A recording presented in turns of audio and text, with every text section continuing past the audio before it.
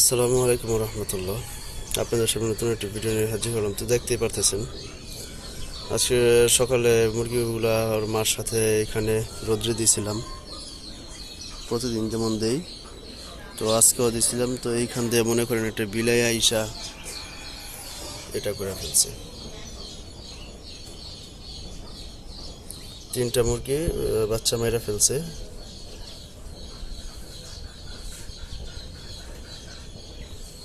ঠিক ঠিক টাইমে আসাতে আর কি, না এলে তো মনে করেন সবগুলা বাচ্চাই আজকে খেয়ে ফেলতো। এই প্রথম বাচ্চাগুলা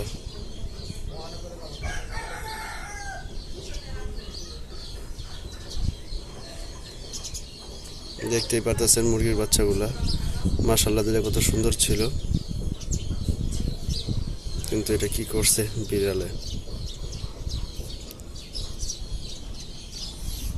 তো এখানে তিনটা মুরগির বাচ্চা শেষ, আর এখানে 6টা আছে।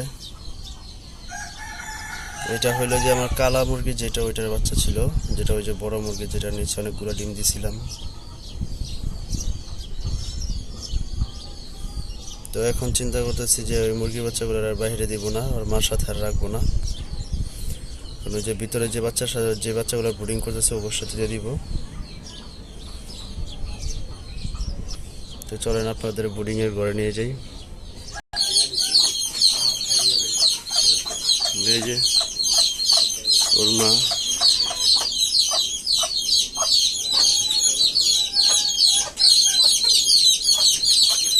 আর এখানে আছে ওর বাচ্চাগুলা। তবে এখানে ওদের মার সাথে আর রাখবো না। আর আজকে নিচের পেপারটা পাল্টায় দিব।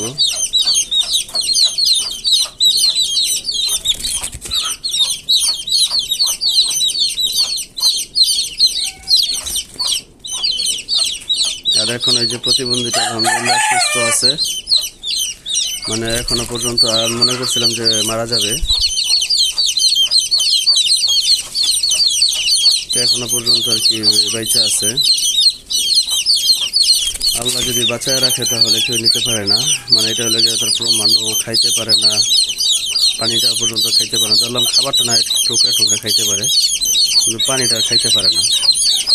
তারপর আজকে বাচ্চা পড়ছে 3-4 দিনের উপর, তাও আলহামদুলিল্লাহ দেখতে পাচ্ছেন যে এখনো জীবিত আছে। যাক, সবাই দোয়া করবেন। আর এমন একটা ঘটনা ঘটে যাবে আর কি, আমি ভাবতেও পারি না। আমি এখানে কাজ করতেছিলাম, তো মুরগির আওয়াজ পাই আমি বাইরে বেরিয়েছি। বাইরে বের হইতে হইতে যায় দেখি এই অবস্থা।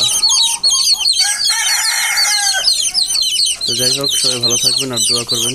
আসসালামু আলাইকুম।